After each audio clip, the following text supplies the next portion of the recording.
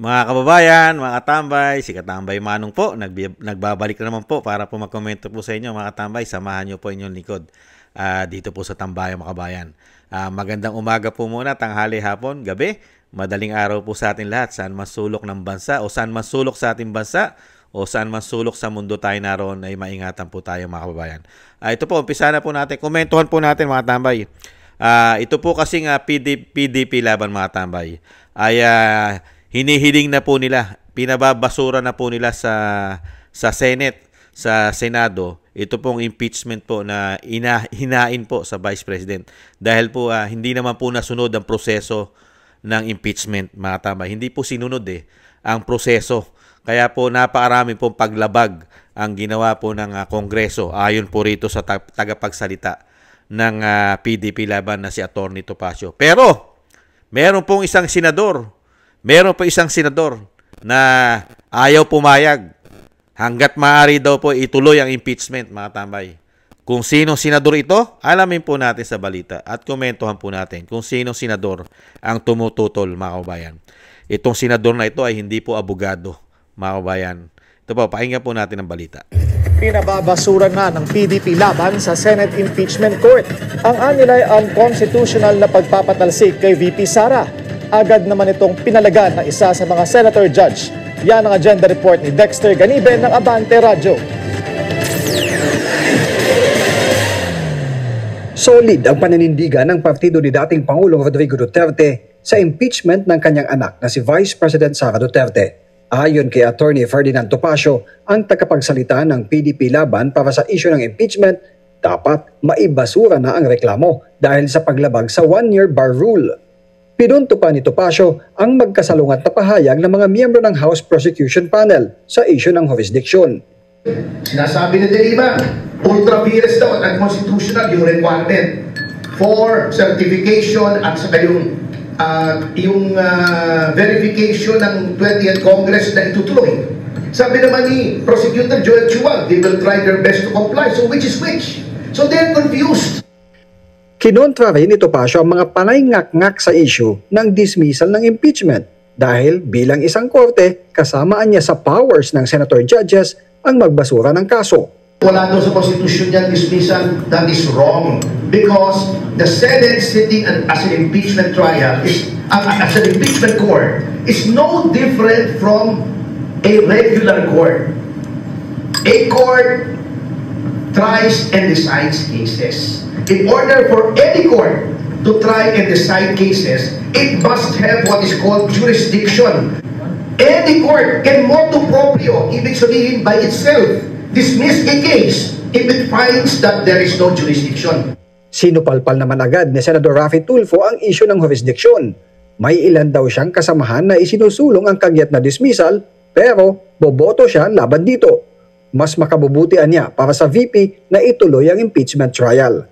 Ayoko ma-dismiss. Gusto ko talaga magkaroon ng trial para ma-prove niya sa kanyang sarili yung kanyang sinasabing innocent siya. Give her a chance. Give her the day in court. Kasi kung ma-dismiss lang, so paano na yung mga allegations against her? Maraming mga allegations di ba? O, paano niyo mapuprove yun? Paano niyo masasabi sa taong bayan na inosente siya? Na lahat yan ay puro katang-isip lamang kung hindi tayo magkaroon ng trial. Ito ang unang pagkakataon na magiging Senator Judge si Tulfo, kaya nagsasagawa na siya ng konsultasyon sa ilang maestrado ng Korte Suprema at Sandigan Bayan at ilang kilalang abogado para maihanda ang sarili. Para sa agenda, Dexter Ganibe. Nakita niyo mga tambay, nagsalita po ang isang broadcaster, hindi po abogado. Ang kino-question po ng PDP laban, yung proseso ng impeachment, hindi po nasunod. Di ba? May 1-year ban pa. Napakarami po paglabag ng impeachment na ginawa nila. Yung proseso, may batas po yan Yung isinisingit po ni Raffy Tulfo, ni Senator Raffy Tulfo, na hindi po ito isang abogado, mga kababayan. Ang gusto niya po kasi, lahat po, kahit po labag ang ginawa na proseso ng Kongreso sa impeachment, okay lang po sa kanya. Okay lang po. Sanay na sanay po yata ang gobyerno natin ngayon, kahit po labag ang proseso ng batas. Okay lang sa kanila. Kasi nangyari na rin po kay dating Pangulong Duterte yan Kidnapping ang ginawa dyan. Sila na rin mismo nag-imbestiga, Senado. Pero pinag-ubra po nila. Okay lang yon. At hindi nila kinu-question ang ginawa. At hindi po nila ito dinidebate ng husto ang ginawa doon sa paglabag na pag-aresto, kidnapping sa dating Pangulong Duterte. Ngayon, papangalawahan na naman. Hindi na naman ayos ang proseso. Basta ma-impeach lang nila ang Vice President. Gustong-gusto nga sumagot ng Vice President dyan sa impeachment na yan. Kaya lang abogado ang Vice President.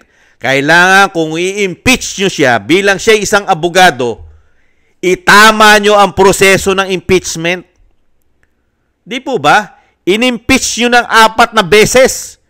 1, 2, 3. Tapos, in-impeach nyo yung pang-4 ng impeachment na nagkaroon pa ng issue, na nagkaroon ng suhulan, di umano. Hindi po ba? Nagkaroon ng pirmahan. Lahat ng pipirma ay mabibigyan daw ng budget ayon kay Congressman Toby Tionco. Di po ba? O Tiangco o Tionco. Di ba? Ano sabi? 150 million ang umuugol daw po dyan. Para lang sa impeachment. Hindi po ba dapat imbestigahan yan? Senator Rapi Tulfo? Yung mga ginawa nilang impeachment sa Vice President na hindi man lang nabasa ng mga pumirma. Ayon niya kay Senator Marcoleta, ni hindi man lang nabasa ng mga congressman na karamihang pumirma kung ano ang ground, ano ang patunay para i-impeach nila ang Vice President, ni hindi nila nabasa. Ang mga ebidensya, hindi nila nakita. Ayon kay Senator Marcoleta, pinirmahan lang para ma-impeach. Hindi po ba paglabag yon sa proseso ng impeachment? May sinusunod kasing batas at proseso ang impeachment. Napakaraming paglabag. Ang Vice President ay handang sumagot anytime sa kanyang impeachment. Kung tama ang impeachment na i-impeach sa kanya, may proseso, batas. Di po ba? Kung yung kapatid nyo nga, Senator Tulfo, may issue na citizenship,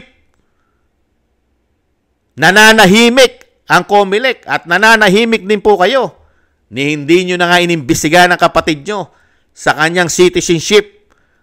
Di po ba? Na pumuputok issue na nameke ng citizenship. Nagbalat kayo ang inyong kapatid. Ngayon, senador.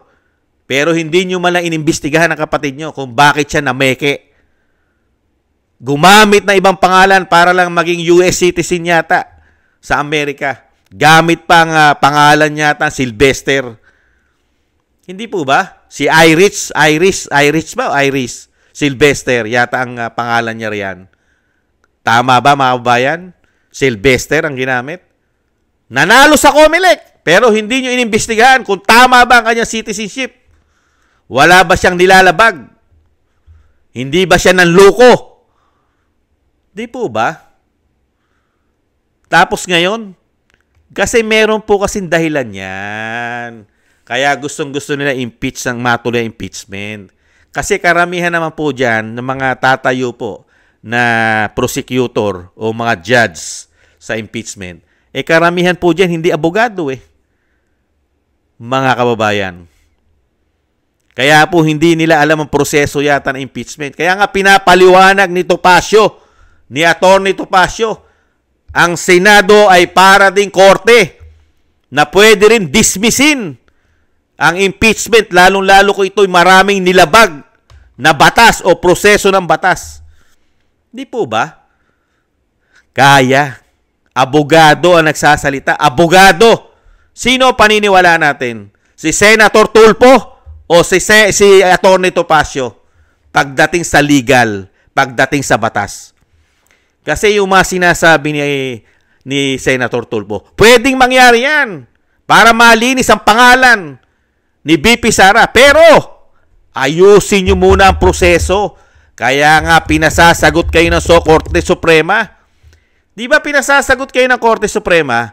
Ang Senado at Kongreso, isubmit ninyo sa Korte Suprema ang mga ginawa ninyong impeachment. Tumatama ba sa proseso? Di po ba?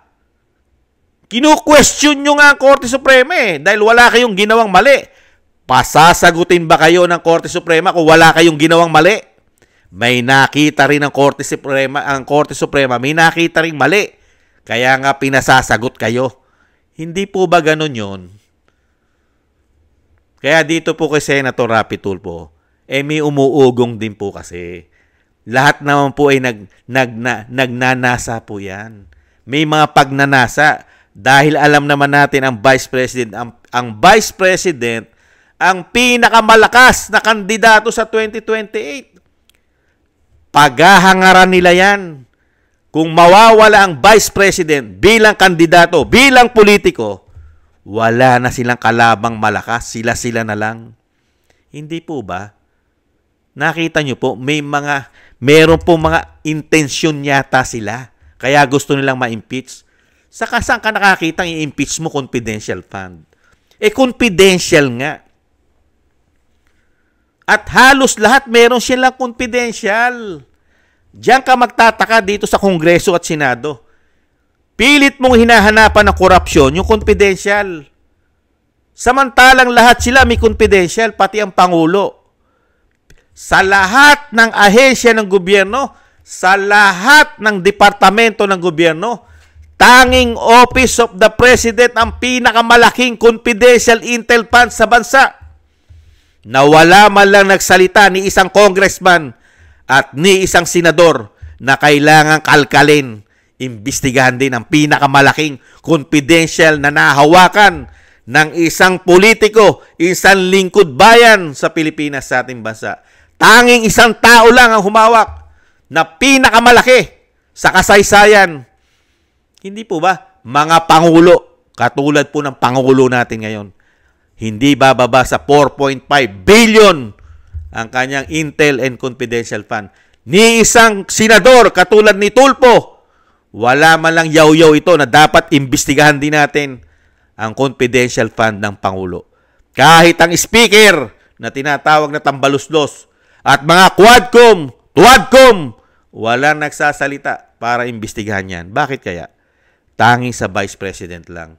Dahil nga, politika. Binubuhay nila ng husto. Dahil malaki po ang issue ngayon ng gobyerno. Lalo-lalo po sa pulburon issue. Pulburon issue ng Pangulo. Ngayon naman po, pulburon issue ng First Lady. Mag-asawang may issue ng pulburon. Bakit hindi yan ang unahin mo, Senator Tulfo? Napaka-importante sa Pilipino yan. At napaka-importante sa buong mundo dahil nalalagay ang ating bansa sa kahihiyan. Bakit hindi mo imbestigahan ang issue ng pulburon ng Pangulo, issue ng pulburon ng First Lady? Di po ba galit kayo sa pulburon? Galit din kayo sa korupsyon. Nung panahon na kayo ay broadcaster, galit na galit kayo, pati nga away na mag-asawa, galit kayo. Magnanakaw, galit kayo. Galit din kayo sa pulburon. Bakit kayo ni isa wala kayong iniimbestigahan para maipakulong? Mga nagpupulburon, nagtataingang kawali kayo, nagbubulag-bulagan yata kay Senator. Napakaraming issue ng korupsyon sa bansa sa mahigit 3 taon. Bulag! Hindi na kayo galit sa korupsyon. Samantalang nung kayo broadcaster, galit na galit kayo sa korupsyon sa gobyerno. Hahabulin nyo lahat ang magnanakaw sa gobyerno. Di ba yan ang sinasabi nyo? Hahabulin nyo lahat ang magnanakaw sa gobyerno. Di umano? Ngayon, meron po ba kayo hinahabol na mga magnanakaw ngayon sa gobyerno? Mga nangungurap? Meron po ba? Senator Tulfo, Rapi Tulfo, Aksyon Tulfo? Nagtatanong lang si Kamanong. Di po ba? Yan ang mga slogan nyo eh. Galit kayo sa mga magnanakaw, mga nangapi. Galit kayo sa pulburon. Pero ngayon, nung maging senador kayo, mukhang galit kayo sa matitino. Hindi kaya kayo galit sa matitino? Nagtatanong lang si Kamanong. Hindi naman masama magtanong, Senator. Hindi po ba? Ganyang klase po, meron tayong senador. Katulad po ni Senator Rapi Tulfo.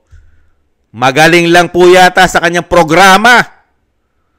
Pero pagdating sa Senado, isang damukal na issue ng korupsyon, wala silang iniimbestigahan. Bakit kaya?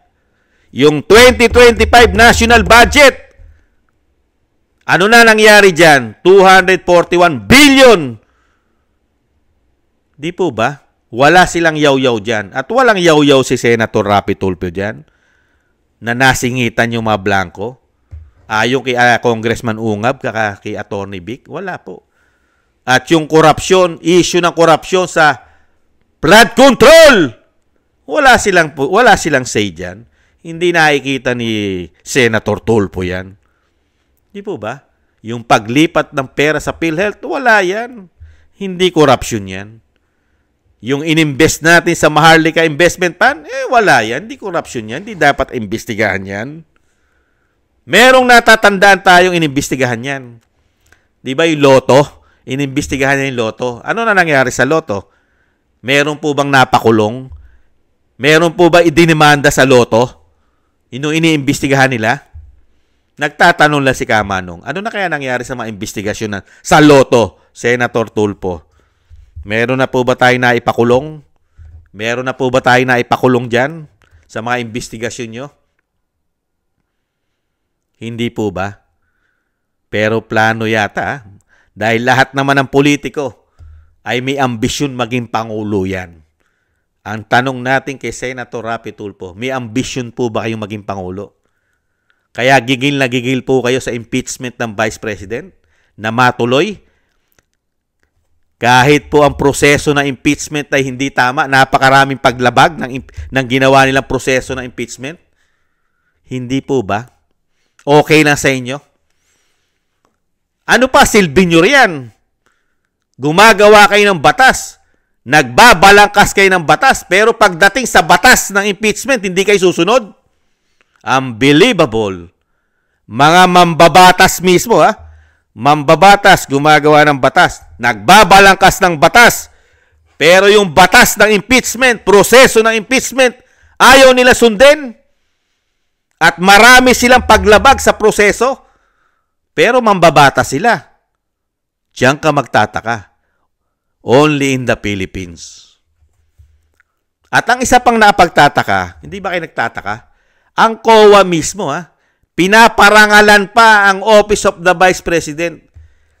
Hinahangaan pa ng COA ang tanging ahensya na meron lang pong karapatan mag-audit sa mga politiko sa ahensya ng gobyerno. Tanging COA lang. Pero ayaw paniwalaan ito ng mga mambabatas.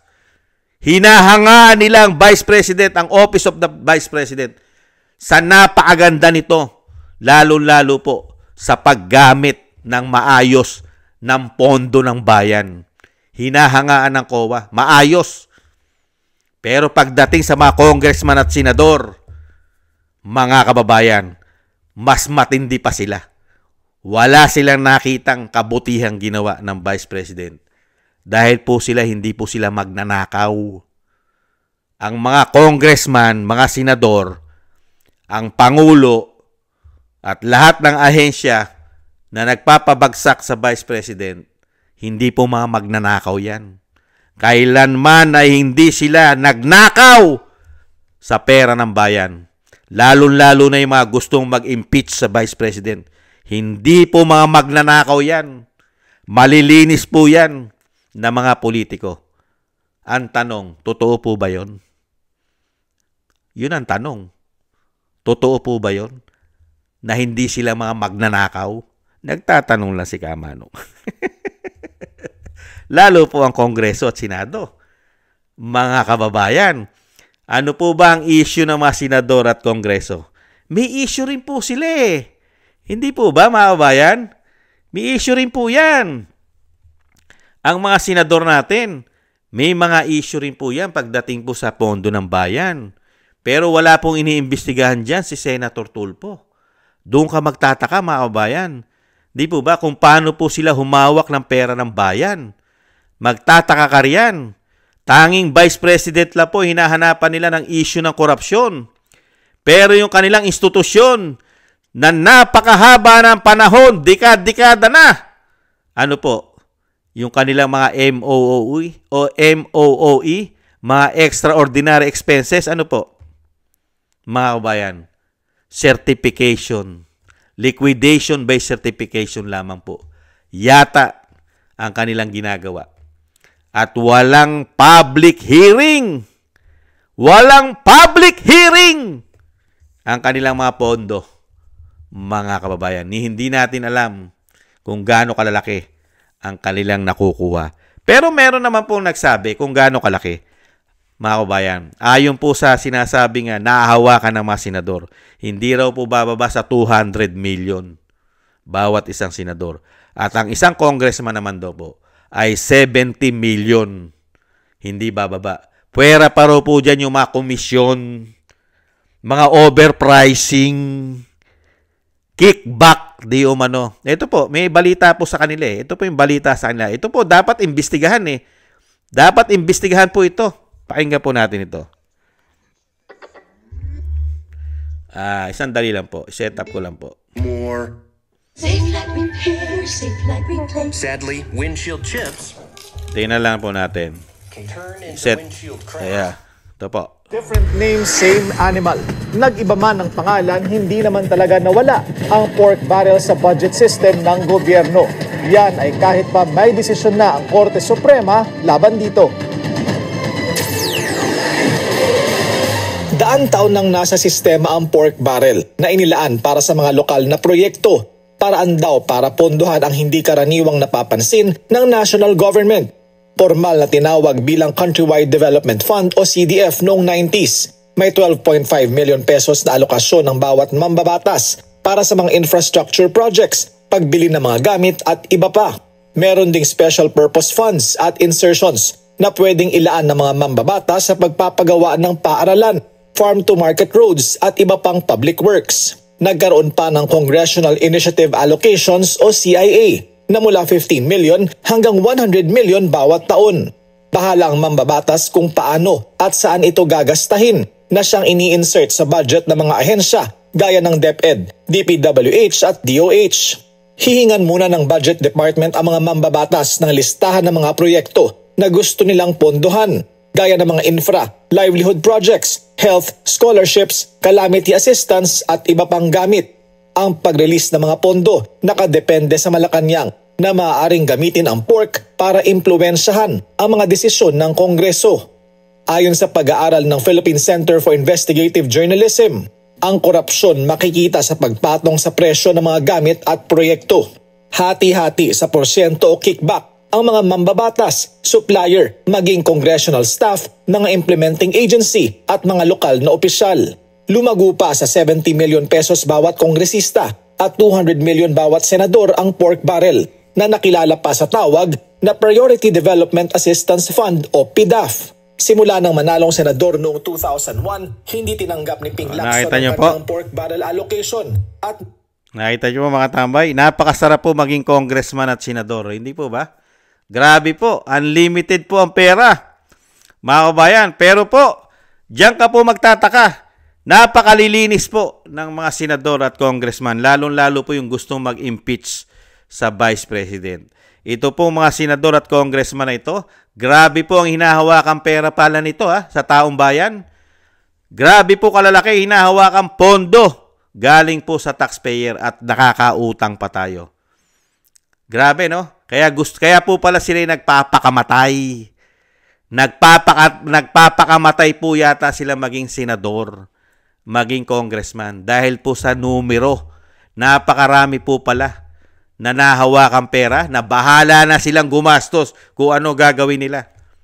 At napakarami po palang presyo na po pwedeng pagkakitaan. Mga overpricing, komisyon. Ganon po pala ayon sa balita. Mga kababayan, grabe no? Sino po dapat ang imbestigahan? Ang Vice President o mga senador at congressman pagdating po sa pondo ng bayan? Mga kababayan, nagtatanong lang po tayo ko Senator Rapi Tulfo.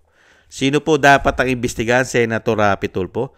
Mahabang panahon na po palang ginagawa yan.